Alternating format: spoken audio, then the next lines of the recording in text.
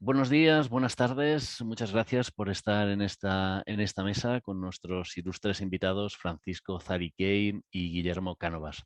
Hoy el título de la mesa es Criterios para educar a una ciudadanía global. Probablemente, y dada las competencias y perfil de nuestros invitados, vamos a hablar también de esa ciudadanía digital, en tanto en cuanto no será global si no es digital, evidentemente. Y vamos a intentar sacarlos un poquito de su zona de confort, su nivel de expertise. En la primera pregunta sí que les preguntaremos específicamente por aprendizaje cooperativo y por salud digital en menores, pero después vamos a intentar hacer un diálogo ameno en relación al mismo tema, pero desde distintas perspectivas. En SM y en la Fundación nos interesa mucho toda la escala de valores relacionados con el cuidado, con la ciudadanía global y con lo que implica. Vemos la tecnología como un catalizador o como un elemento fundamental para conseguir los retos que persigue la educación del siglo XXI, la personalización, el aprendizaje por competencias, etcétera. Sin embargo, la tecnología también es o puede ser un elemento muy potente para atentar contra el cuidado. Entonces vamos a ir un poquito por aquí. La pregunta o el conversatorio lo vamos a dirigir en relación a ciertos valores que son universales, que van más allá de la tecnología, que tendrían vigencia hace 20 siglos, pues como son la privacidad, los derechos de imagen, el derecho a la intimidad, la honestidad, la propiedad intelectual. Vamos a hablar de esta serie de valores y del impacto que podría tener trabajarlos, matizarlos, cómo enseñarlos en el colegio desde las perspectivas de los dos especialistas y si realmente creen que abordarlos desde esa perspectiva temprana, no necesariamente tecnológica, pues sería algo beneficioso para conseguir ese contexto en el que se dé, surja, nazca la ciudadanía global en entornos de alta digitalización. Vamos a ver dos vídeos para profundizar un poquito en el currículum de nuestros invitados y acto seguido nos vamos a poner en la conversación o en el diálogo. Muchas gracias.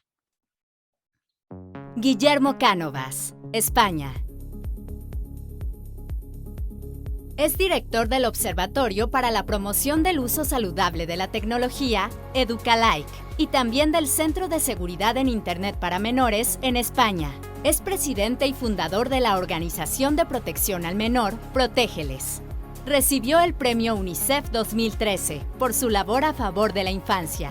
Escribió diversos libros como Cariño, he conectado a los niños, de Ediciones Mensajero, y Autorregulación Digital, cómo educar en el uso responsable de la tecnología, recientemente publicado por SM. Guillermo Cánovas.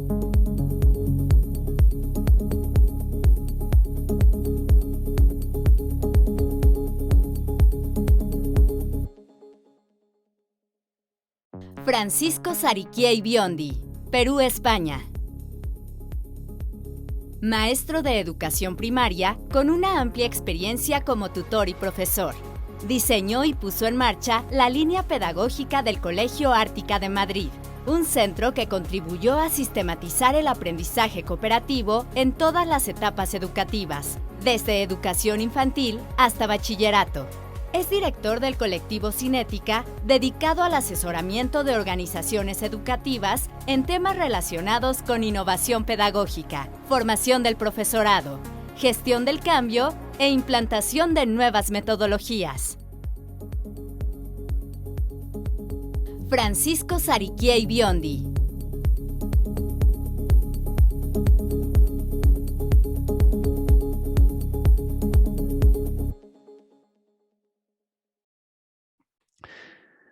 Pues un placer estar con todos ustedes, un placer estar contigo, Francisco, contigo, Guillermo, muy agradecidos para participar en esta mesa. Avisaros, bueno, es una mesa en la que vamos a debatir, esperamos que sea un diálogo en relación al tema que nos ocupa, más que una mesa muy estructurada con preguntas muy cerradas. Sí que para empezar voy a hacer una pregunta cerrada o una pequeña reflexión cerrada. Antes de empezar en en el diálogo. La mesa se titula Criterios para educar la ciudadanía global.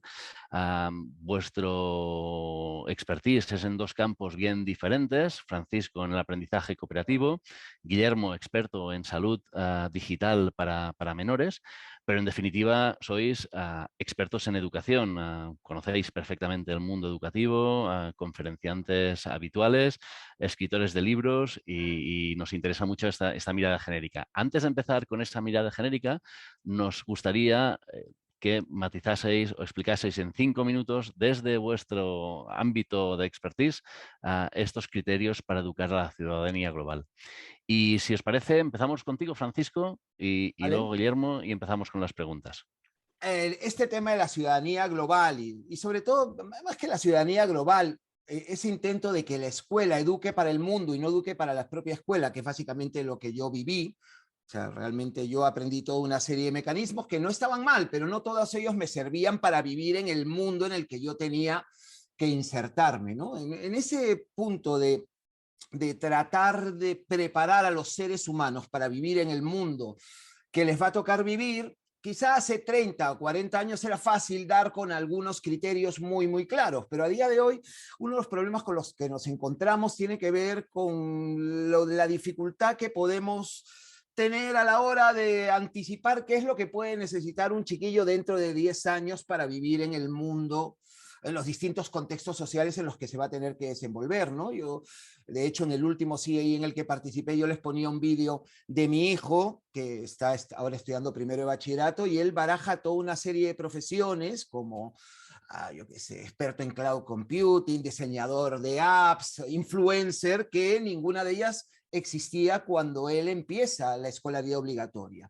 Y parafraseando un poquito a Schleicher, que un poco el director de la parte educativa de la OCDE, claro, ahora mismo estamos educando a chiquillos para una serie de problemas que no se han planteado, donde utilizarán una tecnología que probablemente no se haya inventado y tendrán que realizar o ejercer profesiones que todavía no han sido creadas. Desde esa perspectiva, claro, preparar a los chicos y a las chicas para ese mundo, para ejercer esa ciudadanía en los distintos ámbitos y contextos sociales, exige una reflexión que nos permita ver qué es lo que siempre va a ser necesario, qué aprendizajes son universales en la medida en que le valen a todos, transversales en la medida en que funcionan en distintos escenarios sociales y que en principio tengan una fecha de caducidad más bien amplia. Si nosotros le damos una vuelta a eso y revisamos qué es, cuál ha sido la base en la que se han sostenido todas las reformas educativas, incluso a nivel mundial, claro, vemos que hay una serie de competencias que se consideran claves. Dentro de esas competencias, yo señalaría 3 que son las que señala el proyecto de SECO de la OCDE, ¿no? La primera competencia, muy evidente, ser capaz de utilizar aquello que aprendes en distintos contextos. Toda esta capacidad para hacer procesos de transferencia que te lleven a utilizar tu aprendizaje para impactar en el mundo, para resolver los problemas que se te planteen, para crear productos relevantes en un determinado contexto social es fundamental. Hay un segundo elemento que me parece vital para esa ciudadanía global la que tienen que ejercer nuestros chiquillos, que es la capacidad de gestionar nuestros propios proyectos vitales. En un mundo que renueva su corpus teórico de forma tan vertiginosa, la capacidad para desaprender se ha convertido en un valor fundamental. Por tanto, vamos a tener que estar desaprendiendo y aprendiendo constantemente. En ese punto, que la escuela trabaje de manera explícita la capacidad del alumnado para autorregularse, para aprender de manera autónoma, independiente y además de manera eficaz, me parece vital, ¿vale? Y quizá la tercera, que me parece fundamental, y ahí yo ya arrimo el asco a mi sardina, es el tema de trabajar con los demás, de interactuar en contextos de gran diversidad.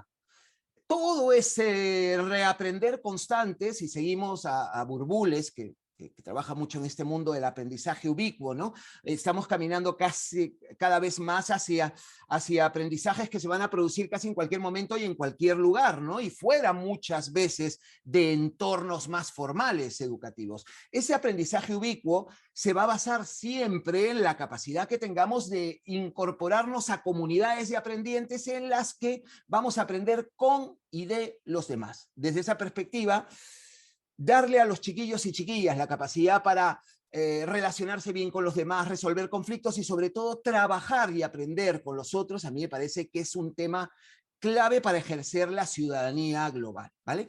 Este material, y ya voy terminando, todo este punto que tiene que ver con la ciudadanía, a mí lo que me parece interesante es que a partir de todo este desarrollo que hay de los objetivos, de los ODS y de la UNESCO, toda esta historia de la ciudadanía global que te lleva a plantear la ciudadanía ya no solo desde la perspectiva de ser capaz de vivir en el mundo e insertarte adecuadamente en esos contextos sociales, sino tener un impacto positivo en el mundo, ser capaz de contribuir a mejorar todos esos problemas que estamos viviendo con especies, ser capaz de entendernos no solo a nivel local, sino también a nivel global.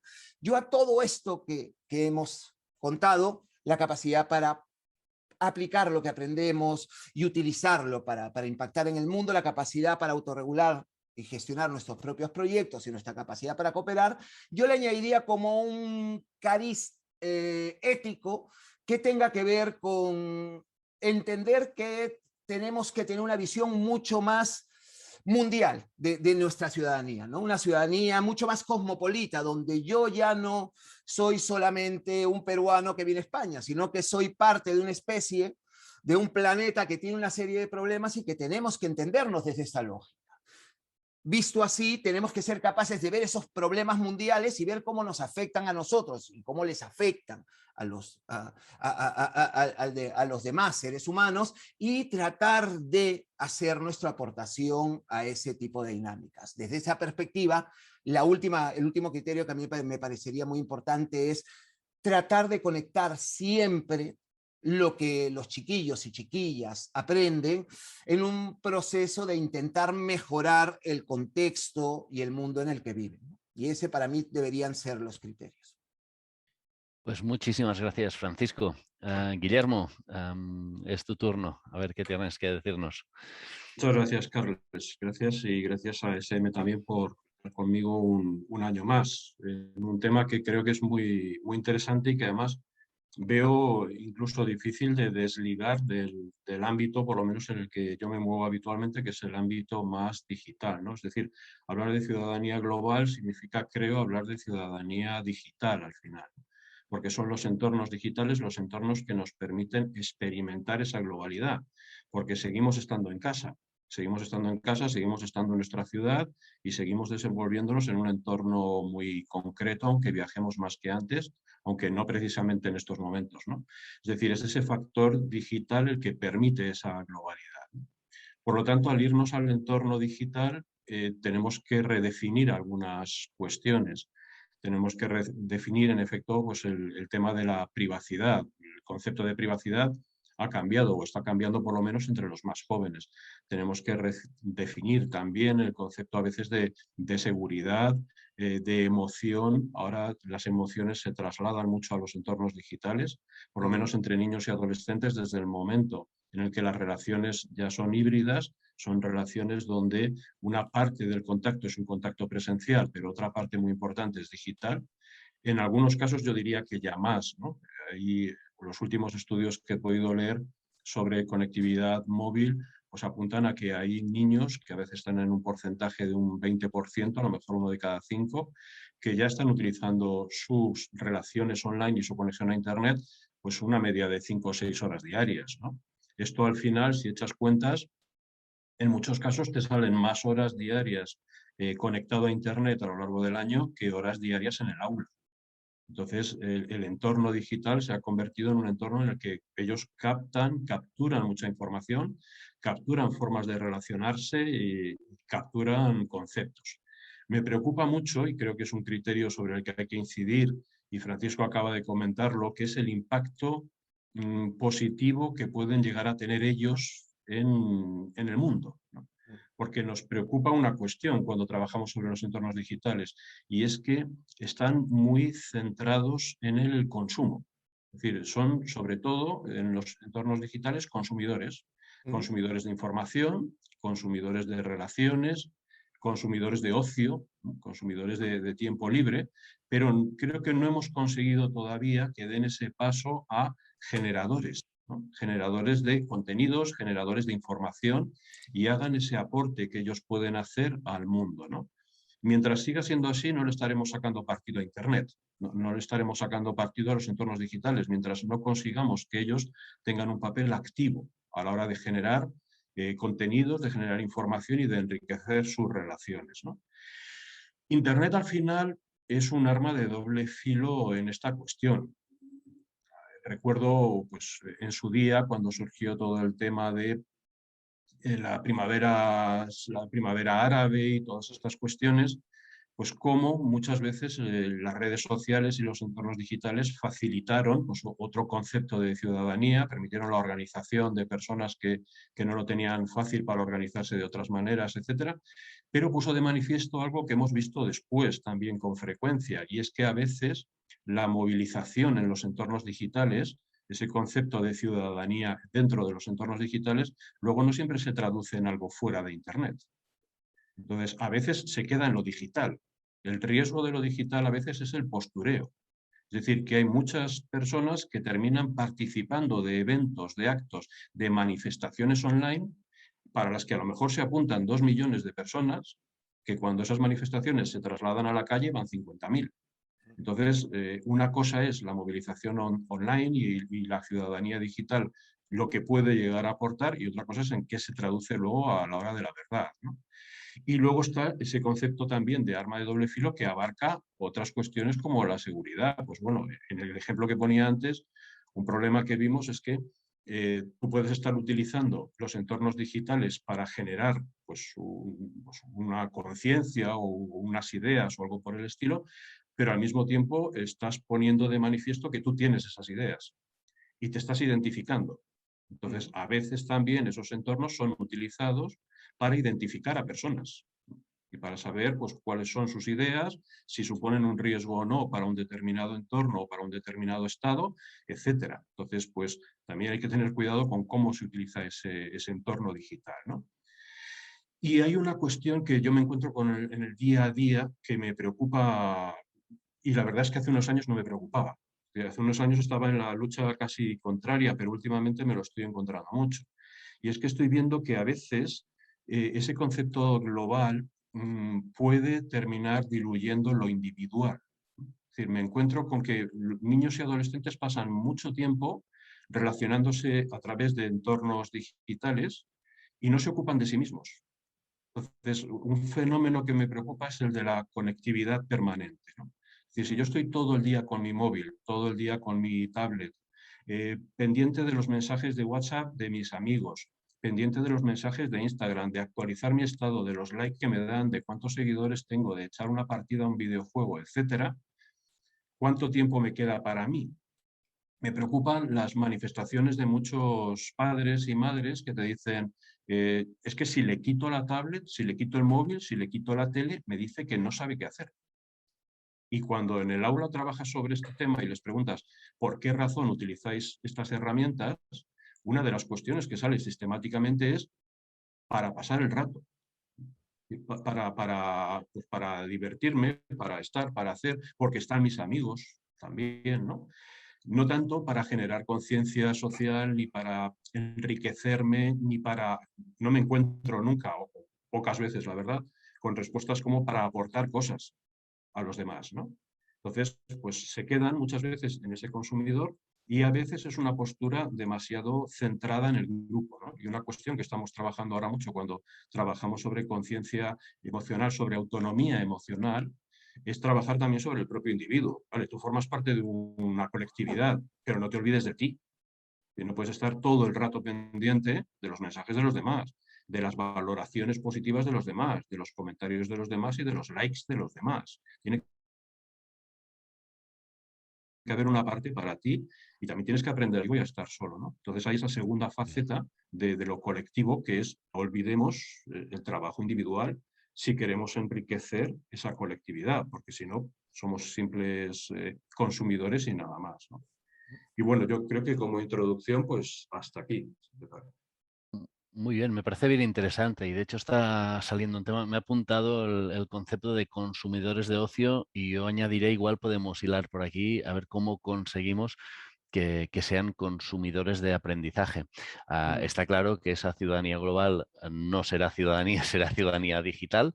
Y voy también a mover el tema hacia una cosa que en SM nos preocupa mucho, que es el cuidado. Al final, la tecnología, yo como director que implantó un modelo 1x1, había una tensión, había un debate encima de la mesa que creo que todavía dura, ¿no? La tecnología como catalizadora del aprendizaje o la tecnología como herramienta que puede atentar contra el cuidado muchas veces. Entonces, mi pregunta ahora la voy a orientar hacia una cosa un poco concreta. Hay una tecnología, hay una serie de valores universales, tú has mencionado alguno, Guillermo, ¿vale? Para las relaciones sociales o personales, pues como son la civilidad, como son el respeto, como son la discreción, como son la privacidad, como son la intimidad, ¿no? Que la verdad es que se pueden enseñar, son enseñables, uno puede aprender esos valores en el colegio, los puede aprender bien temprano, desde perspectivas bien distintas, como la filosofía para niños, por ejemplo, sin necesidad de hablar de tecnologías. Se puede hablar de lo que es la privacidad sin que hacerlo con la tecnología o orientada a la tecnología, ¿no? Y en este caso, pues aquí estamos hablando de contextos de salud digital, ¿no? Mi pregunta es muy concreta. En el aprendizaje, esos valores que, según nuestro punto de vista, toman una importancia mucho más grande en ese contexto digital, ¿qué necesidad tenemos de abordarlos intencionadamente en el currículum, en el ámbito escolar? ¿Cómo abordarlos o qué consejo nos podríais dar para abordarlos desde vuestra especialidad, ¿no? Y luego, si creéis, y aquí también contestéis, realmente tendría impacto un trabajo específico en relación a ese trabajo. Insisto que no necesariamente es digital, o sea, si se generaría un contexto, es un camino a explorar o a investigar de alguna forma. No sé si la pregunta es abierta, también os podéis interpelar entre vosotros, pero insisto que las dos respuestas me parecen bien interesantes y podemos unir muchos puntos. Francisco, Guillermo, el que quiera o el que quiera tomar la palabra, como Como queráis. quieras. Yo solo una Pues ven, puntualización o una ampliación, si quieres, de lo que estabas diciendo. Y muy es que me bien. parece que, en efecto, es importante esto que planteas del enseñar, que en efecto son cuestiones que se pueden enseñar, y ahora nos metemos en ello, porque para mí es algo que debería estar en el aula presente, sin lugar a dudas, lo considero más importante que otras cuestiones, pero dando el siguiente paso. El siguiente paso es, además de enseñar, experimentar, ¿no? Es decir, que tengan la posibilidad de experimentar esas cosas. Hasta el momento en el que no las pongamos en práctica, el aprendizaje es relativo o es temporal, ¿no? Tienen que tener la opción a poner en práctica todo esto que les estamos trasladando, ¿no? Entonces sería como un paso uno, a lo mejor el de enseñar, y a continuación para mí el de experimentar, ¿no? Ese era el apunte, simplemente. Ibas a decir Muy algo, bien. creo, y te cortas. Bueno, yo no puedo estar más de acuerdo. Y justamente yo creo que una de las cosas que le aporta, yo vuelvo otra vez a ir un poco a mi terreno, ¿no? Este tema de la interacción social como herramienta ya no solamente de relación, sino de aprendizaje y de generar desarrollo. Y claro, yo creo que a vivir y a relacionarse bien con los demás se aprende viviendo y relacionándose bien con los demás. Y en ese sentido, Guillermo ha dicho cosas que me parecen muy interesantes, que no, a veces no todo lo que yo hago en Internet es realmente lo que hago en la vida. Manifestaciones de 2 millones se convierten en 50.000. Claro, cuando yo le digo a alguien 4 frescas, no es lo mismo decírselo diciendo, llamándome estrellita 24 y que no me estés viendo, a decírtelo a la cara y ver el impacto del otro cuando yo hago una crítica. Es algo que te permite entender cómo funciona esto. Por ejemplo, yo que llevo años poniendo a trabajar juntos a los diferentes, una de las cosas en las que yo he percibido cuando los chicos han tenido esa práctica, Guillermo, en el ámbito cooperativo, es que aprenden a hacer algo que muchos adultos no saben hacer y en muchas salas de profesores además no sabemos hacer, que es hacer y recibir críticas de manera adecuada. Por ejemplo, criticar las acciones, las ideas, pero no criticar a las personas. No es lo mismo, eres un pésimo profesor, que el hecho de que salgas tarde me parece que no es lo mismo. Y no es lo mismo entender una crítica, y esto tiene mucho que ver con Dweck, ¿no? Y esa mentalidad de crecimiento, mentalidad fija. A ver, que a ti te digan que lo que estás haciendo no está bien, no es para que te eches a llorar. Aprovéchalo para mejorar todo eso, Guillermo, se puede vivir en el aula. Y si yo lo tengo en el aula, 25 alumnos, un adulto responsable desde muy pequeñito, yo puedo ir modelando de algún modo y dando 4 estrategias básicas que permiten a los chicos tener unas relaciones que contribuyen a la mejora de todos. ¿De acuerdo? Ahora, una vez, yo creo que esa es la primera cosa que le aporta a la cooperación.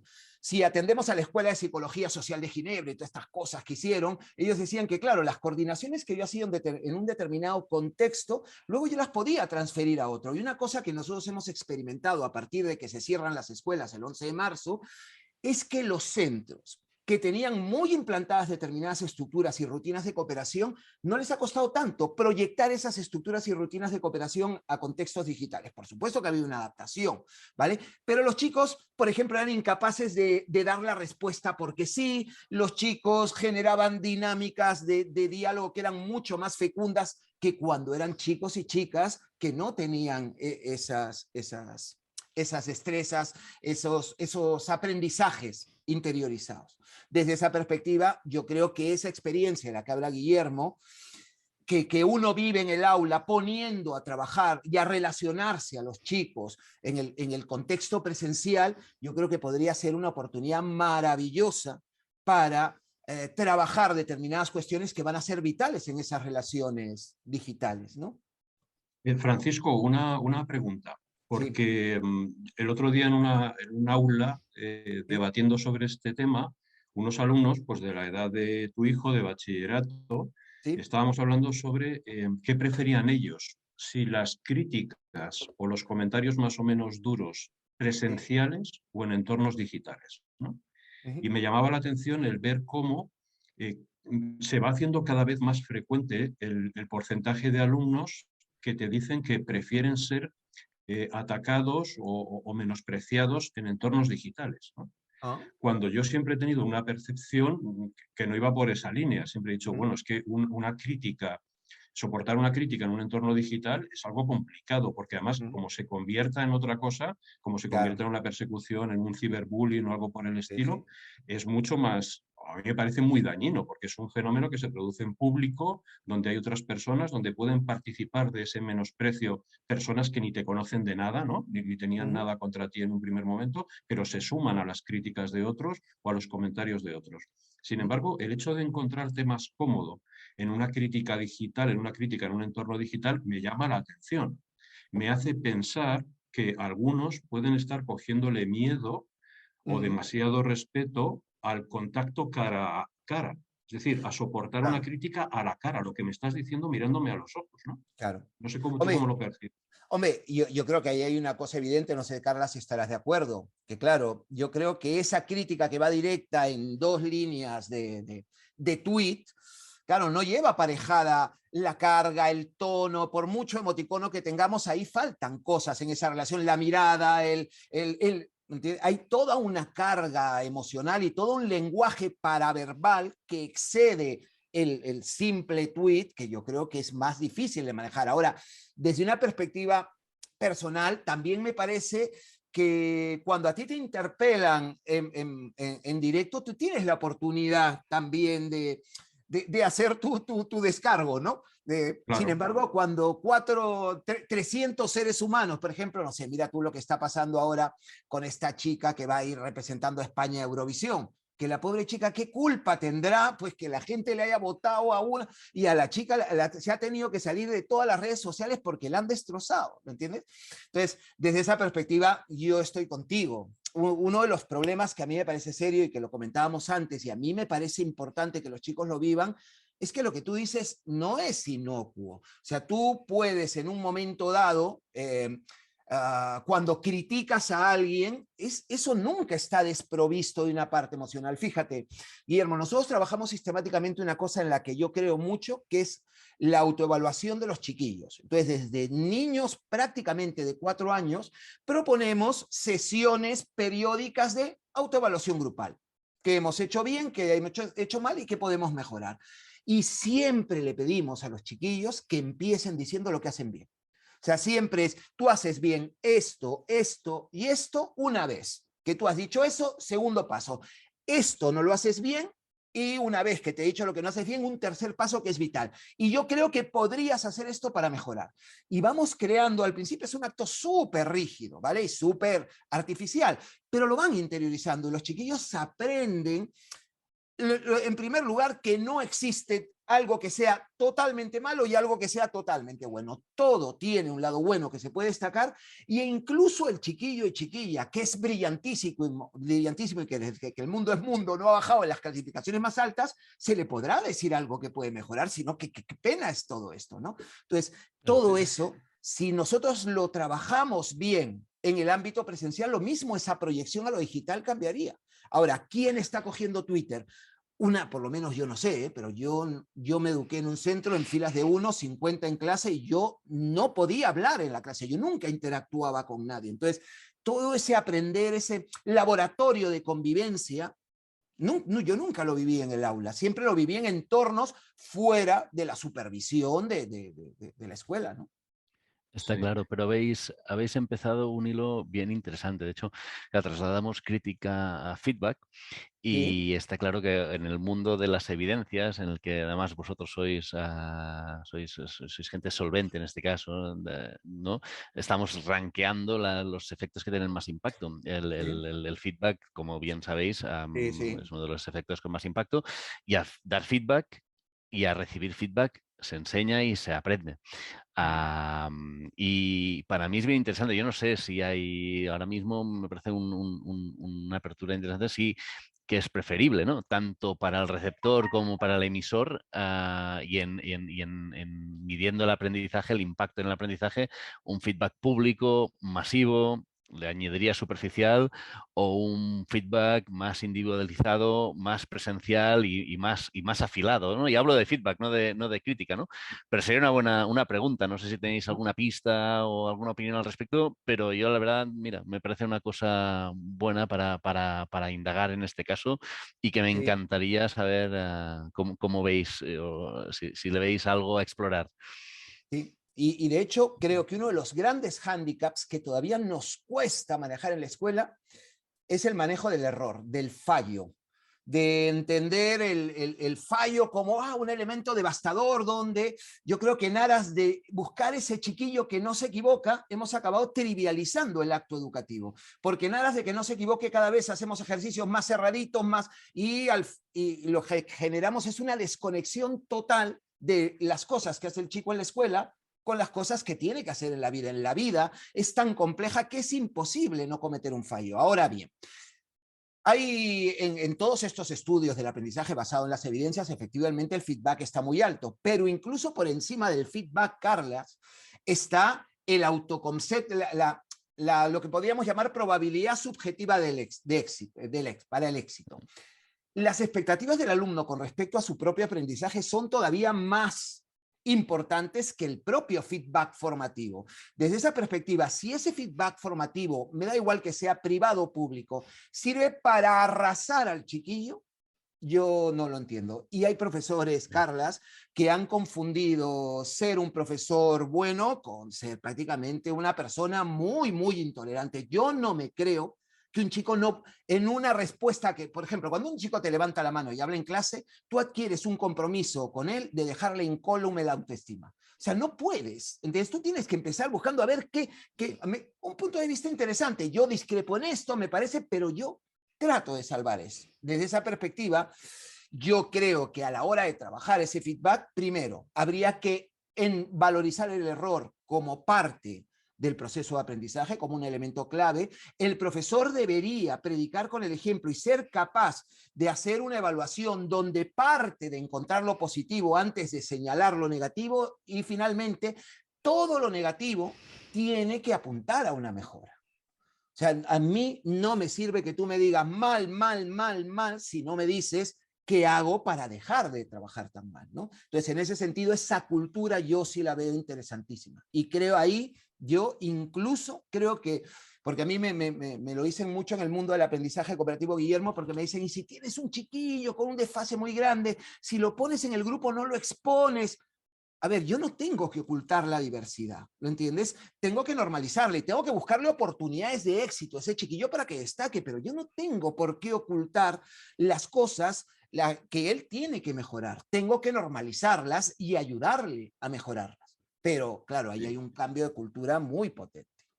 Además, tienes muy claro que el resto de los compañeros y compañeras ya son conocedores y conscientes de esa diferencia. Es decir, de nada sirve que el profesor la oculte o no quiera trabajarla cuando los demás ya saben, porque se ven todos los días y están en los recreos y en todas partes juntos, ¿no? Yo, respecto a la pregunta de Carles, diría una cuestión. Yo suelo contestar en esa línea cuando me encuentro con una pregunta así, porque es todo el tema de los sesgos cognitivos, la falsa dicotomía, ¿no? ¿Por qué tenemos que hacer una cosa y no la otra? O sea, es decir, sí, a mí me parece bien el feedback individual y el grupal, pero es que no pienso que uno vaya a eliminar el otro. Es decir, creo que necesitamos las dos cosas. ¿Por qué elegir? Hagamos las dos. Entonces hay una parte muy interesante de ese feedback individual y otra parte muy interesante del grupo, porque además al final el individuo va a estar expuesto al grupo y más vale que vaya trabajando lo que es escuchar críticas de los demás, lo que es ver miradas de los demás, gestos de los demás, silencios de los demás, que también tienes que aprender a interpretar muchas veces esos silencios, qué es lo que quieren decir, ¿no? Entonces una cosa no quita la otra. Hay que trabajar las dos, siempre y cuando, en efecto, el profesor haga su trabajo y haga su papel. Yo recuerdo también en una sesión en un aula que estábamos trabajando sobre una técnica que, bueno, que vulgarmente se conoce como la técnica del sándwich, ¿no? En la que enseñas a los alumnos a, mira, cuando vayas a hacer un comentario, una crítica que tiene una connotación un poco más dolorosa, empieza poniendo de manifiesto lo positivo, lo que te ha gustado de lo que ha dicho esa persona. A continuación, trabajas sobre aquello que le querías decir, mira, no estoy de acuerdo o no me parece bien esto otro, y termina con algo positivo también, ¿no? Es decir, mete tu loncha de crítica o de comentario negativo tras algo positivo y después de algo positivo, ¿no? O con algo positivo después. Bueno, pues recuerdo que en esta sesión en concreto, pues un alumno sacó a colación la actitud de un profesor, ¿no? Y claro, pues su pregunta fue bastante clara. Lo que venía a decir es que si esto se lo íbamos a enseñar también a los profesores. Le digo, pues mira, es que en efecto a veces nosotros como profesores pues nos dejamos llevar por determinadas circunstancias y no hacemos aquello que estamos enseñando, ¿no? Entonces, bueno, pues aquí sí que es importante que el profesor tenga claro cuál es su papel. Si yo estoy transmitiendo, enseñando algo a los alumnos, no puedo machacarles yo haciendo lo contrario.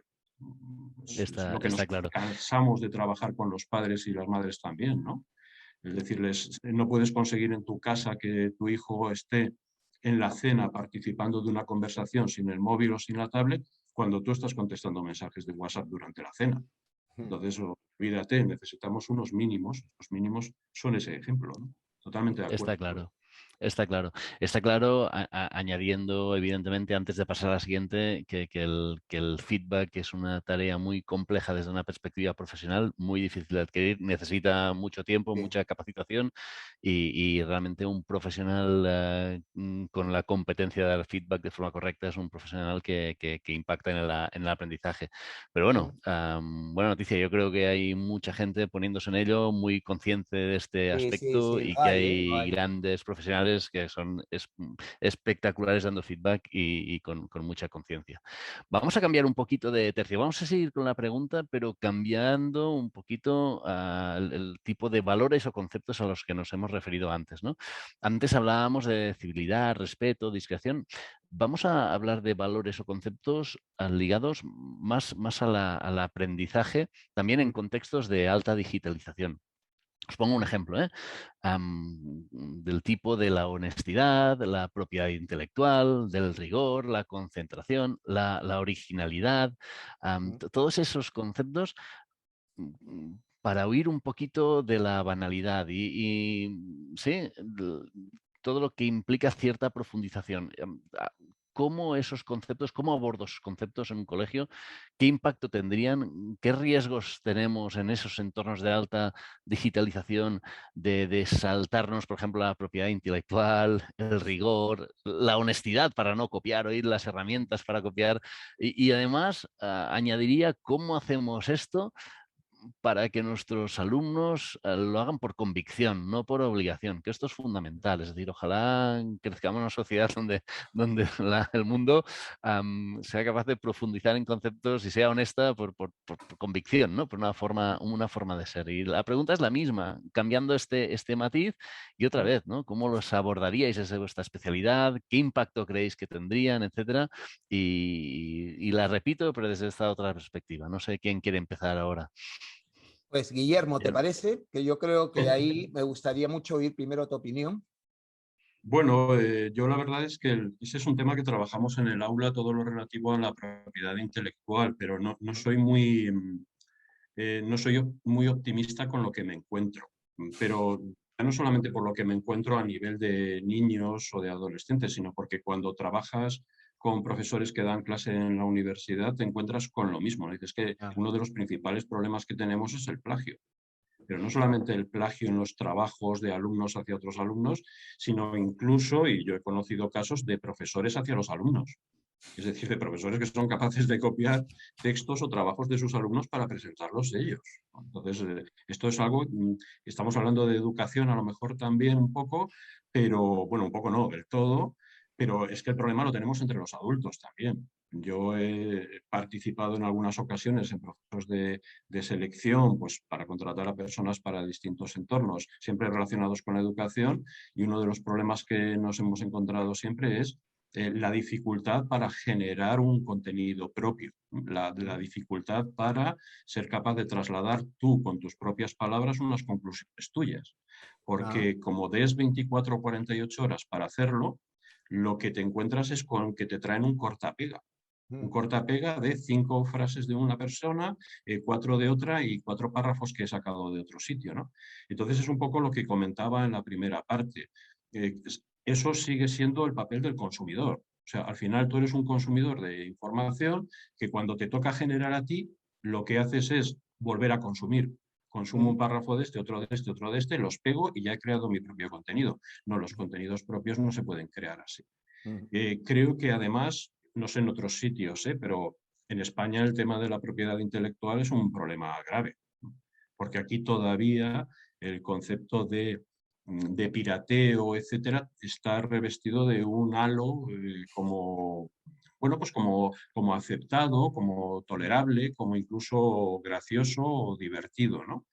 Y esto lo observo también mucho entre los profesores. La tendencia a cuidar mucho lo que tú generas porque inmediatamente está difundido, distribuido en PDF por todas partes y ya se acabó el poco control o el poco feedback que pudieras tener tú sobre esos contenidos que has generado, ¿no?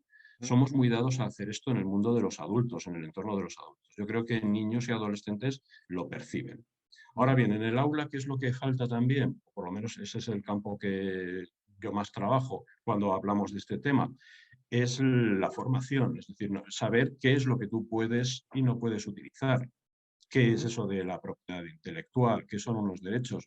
Yo puedo utilizar unos contenidos para un uso privado o puedo utilizar unos contenidos para aportar algo en el aula, lo puede hacer el alumno, lo puede hacer el profesor, pero hay otras cosas que si las utilizas requieren una serie de pautas, requieren mencionar, requieren identificar al autor de ese contenido que estás utilizando, requieren utilizar un porcentaje determinado de texto, unas comillas, pues una serie de cosas, ¿no?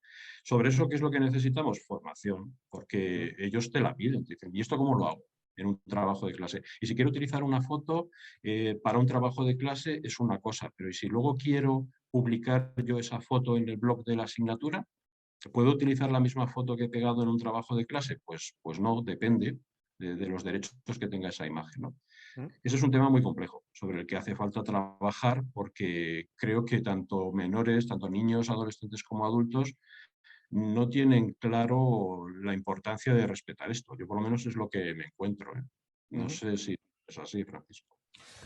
Hombre, ahí tú tienes más experiencia que yo. Lo que yo sí creo es que lo pueden aprender. Mira, a mí me pasó una anécdota súper curiosa, Guillermo, Carlas, y una parte interesante de mi trabajo y tengo mucha suerte, es que yo hago mucho asesoramiento, pero con vídeo, porque yo soy muy friki de la tecnología, me encanta tener el último Mac, tengo un montón de mini micros metidos en estuches que reparto, entonces fui a grabar una clase y yo veía a un chiquillo que se me acercaba al micro y cantaba.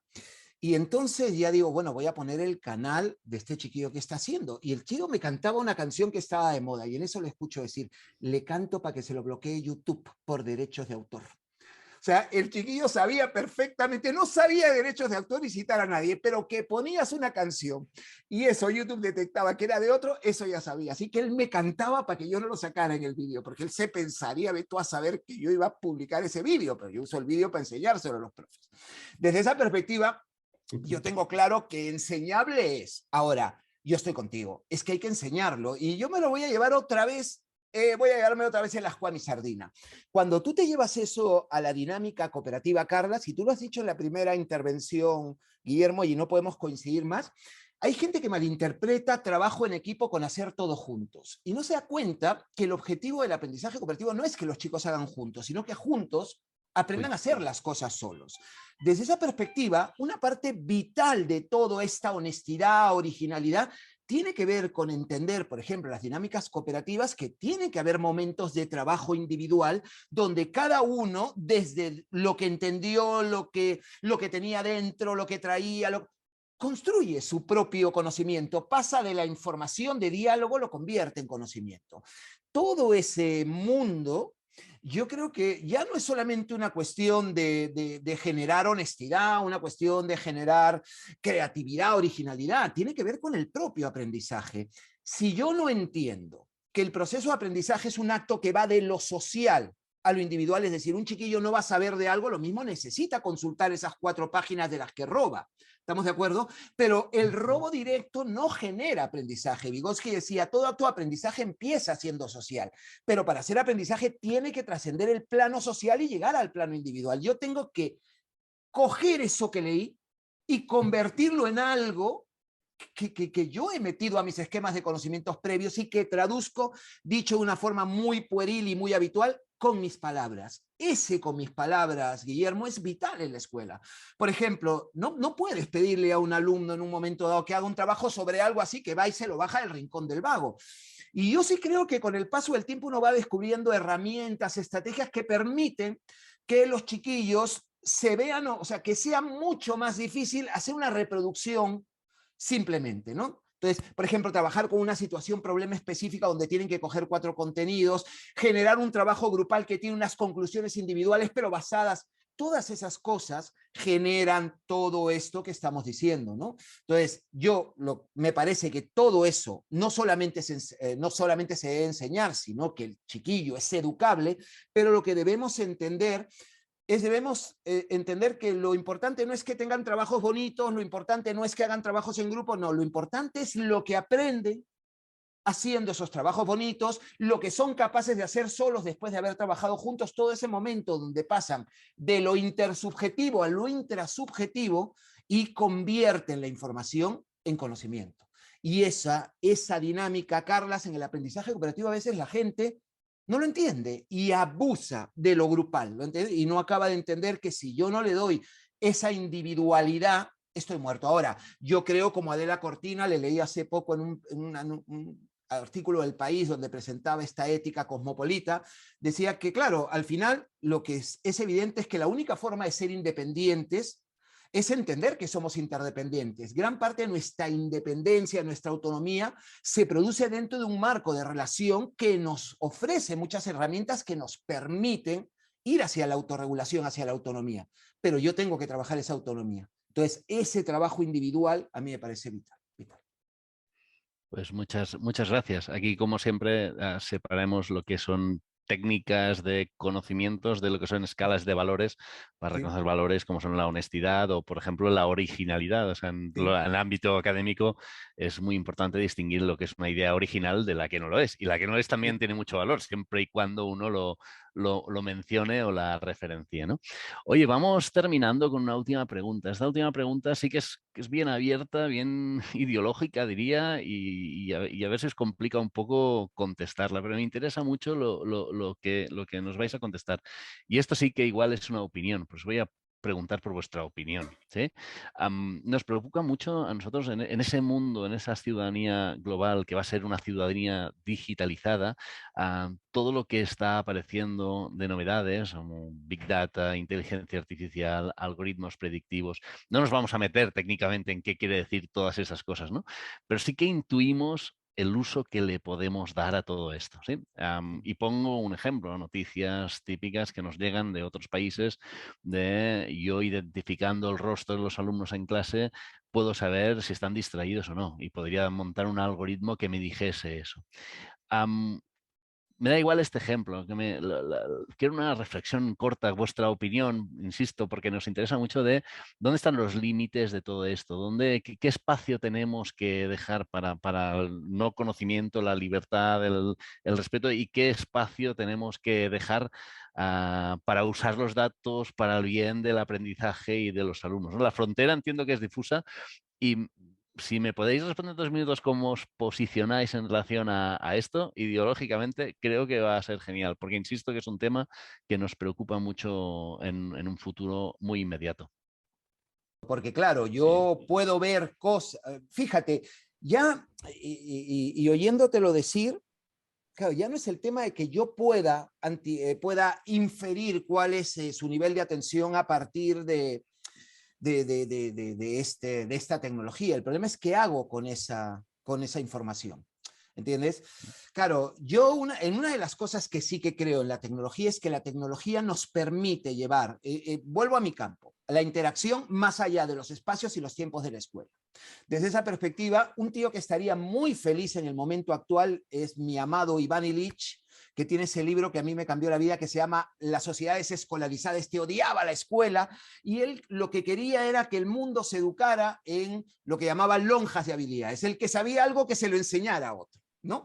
Y a día de hoy, tenemos, como dice Tapscott, una especie de vasta red mundial donde ya no solo compartimos nuestra información, sino que compartimos nuestra inteligencia. Somos capaces de pensar en red. Entonces, que la tecnología nos lleve a ese punto de pensar juntos, de entender juntos el mundo. Por ejemplo, yo soy muy freiriano, esas comunidades de aprendizaje donde Freire le pedía a la gente, por eso lo echaban de cuanto país iba, ¿no? Que él decía, educar es concientizar, tomar conciencia de tu realidad. Eso es la ciudadanía global. Entender a qué demonios nos enfrentamos y ver que tenemos que tomar medidas. Ese proceso de concientización, que un chiquillo en Madrid pueda hablar con un chico en Qatar y que pueda hablar con un chiquillo en Guatemala, a mí me parece vital para construir esa visión del mundo. Y en ese sentido la tecnología me parece muy interesante. Ahora, utilizar la tecnología por el mero hecho de conseguir eficacia, que habría que ver qué significa eficacia en términos educativos y perder de vista otras cuestiones mucho más éticas, otras cuestiones mucho más filosóficas, a mí me parece complicado. Yo me andaría con mucho cuidado, sobre todo teniendo una cosa clara. A día de hoy, justamente la tecnología nos está ofreciendo muchas posibilidades a nivel de campos basados en algoritmos, en seguir una serie de pasos. Hay toda una serie de tareas que vamos a ser muy eficaces a través de la tecnología a la hora de hacerlo. Lo que yo creo que se nos plantea, y quizás sea el gran reto de la escuela de hoy, tú has nombrado ya hasta en 2 ocasiones filosofía para niños, creo que estamos llegando a un punto donde podemos hacer un montón de cosas que no debemos hacer. Por tanto, la parte ética, ya no solamente de un chiquillo que ve un partido de la Liga de Fútbol en roja directa y piratea hábilmente, sino también la utilización que hagamos de esa tecnología que ahora, por ejemplo, pueden ponerte delante de una cámara y ver si estás copiando, si no estás copiando, si te levantas, si no. Todo eso yo creo que plantea unos dilemas éticos que habrá que resolver, ¿no? Desde esa perspectiva yo no tengo muy clara mi respuesta, pero más nos vale no perder de vista la filosofía, la ética y las humanidades en la escuela, porque va a hacer falta mucho de ese pensamiento para dar respuesta a esta historia, ¿no? Sí. Así es. Pero además fíjate, Carles, que el ejemplo que tú pones, bueno, es un ejemplo real que ya se está utilizando en algunos centros de un país muy concreto, ¿no?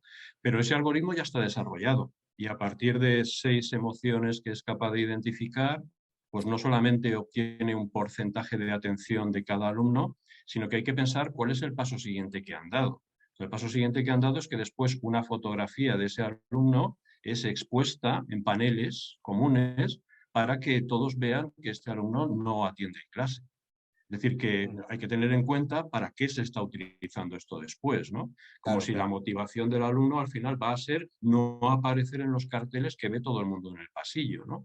Me parece tremendo. Yo en ese sentido, con la utilización de estos macrodatos en la educación, sí que soy bastante crítico. Es decir, no tengo reparos en decirlo. Creo que se están sobrepasando algunas fronteras ya y creo que no es conveniente hacerlo así. ¿Cuál es la herramienta que tenemos a nuestro alcance para contrarrestar un poco todo esto?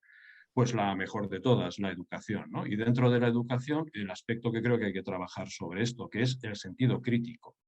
Todos estos sistemas, todas estas herramientas que se empiezan a utilizar, eh, cambian tanto su efectividad como el tipo de información que recogen, como el daño que pueden llegar a causar cuando se trabaja el sentido crítico de los alumnos, cuando se les enseña, mirar, esto se está haciendo y se hace así y funciona de esta manera. Y la información que tú estás aportando es esta. Y esto es lo que se utiliza de todo lo que tú aportas y esto no. Cuando ellos reciben esa información y cuando se activa y realizas actividades después para trabajar su sentido crítico, entonces ya surge algo que sí que nos interesa mucho, que es su capacidad para enfrentarse a ese tipo de situaciones. Porque hay cosas que vamos a poder evitar, pero otras no. Entonces, pues los datos se van a seguir obteniendo, las redes sociales van a seguir viviendo de la información que obtienen de ti. Los sistemas de reconocimiento facial están cada vez en más ciudades en todo el mundo. La información de un restaurante se va a cruzar con la de una cámara y se va a cruzar con la de tus gustos en una plataforma de vídeo. Pues entonces, al final, si tú eres conocedor de todo eso, tú sí que puedes llevar a cabo acciones frente a esa situación, ¿no? El problema es no saberlo. En el momento en el que lo sabes, lo trabajas y se te educa para posicionarte o para reaccionar o para tomar tú libremente la decisión que quieras sobre aquello que estás dispuesto a compartir y aquello que no quieres compartir, entonces el problema se reduce, ¿no? El problema lo tenemos. Creo que se están pasando fronteras, pero creo también que podemos trabajar para que ellos sean capaces de vivir en un mundo en el que eso es más frecuente cada día. Pues qué buenas respuestas. Al final la respuesta a todo es la educación y qué buena referencia la de Freire, Francisco. Al final, yo no sé si tuvo hijos o no, pero sí que hablaba de la pedagogía de la pregunta y Sí, que es una es muy forma de hablar de todo dialógico. esto. Pero piensa, Totalmente. Freire fliparía en el momento actual, pues, y eso tiene Sí, que ver con la ciudadanía global, porque Freire era muy de local, se reunía a la gente del pueblo a hablar. Pues ahora imagínate que 4 personas de 4 continentes distintos se plantean la misma cuestión, identifican las mismas cosas. Esa posibilidad que nos ofrece la tecnología, yo creo que es impagable, y en ese sentido yo estoy contigo, Guillermo. Todo lo que podamos hacer en ese sentido de, sí, esto tienes, pero tienes que analizar y posicionarte críticamente frente a esa situación digital. Si no, fíjate, ya claro, tú está. combinas información ilimitada más un chiquillo sin capacidad crítica, pues tienes el gran hackeo, el documental este del gran hackeo de cómo le mandaban fake news específicas a determinados. Claro, es que esas cosas se trascienden se traspasan muchos límites. En ese sentido, quizá la escuela sea uno de los reductos de generar ese sentido crítico, de analizar esas cosas que pasan, y yo estoy contigo, te van a colar muchas, porque yo entiendo que el motivo por el que Alexa es tan barato es porque hay algo que están ganando que no tiene que ver con el producto, que probablemente es escuchar y documentar y registrar toda mi vida. Pero yo, si soy consciente de eso y tengo la capacidad de cuestionar el mundo en el que vivo, claro, y eso, Carlas, es la escuela. Es lo que tiene la escuela, ¿no? Está clarísimo y muy buena respuesta. Y además está muy bien aprovechar esa ventana pues, para reivindicar el buen uso de la tecnología y estos valores pues, que tenemos que reforzar muchísimo para construir un contexto de salud digital o donde se pueda dar el Sí, sí. aprendizaje, ¿no? Oye, ha sido un placer de verdad contar con vosotros. Recordar a todo el mundo, Guillermo, Francisco son autores de nuestra biblioteca, con los títulos, en el caso de Francisco, Cooperar para aprender, Cooperar para crecer, y Guillermo, pues el libro de autorregulación digital, ¿no? Y es un honor que estén con nosotros y hayan publicado con nosotros. Muchas gracias a todo el mundo, a los asistentes desde distintos países. También nosotros estamos en distintos puntos. Os agradezco muchísimo vuestro tiempo y la aportación de valor que habéis hecho. Muchas gracias a todos. Muchas gracias. Muchas gracias. Gracias. Encantado.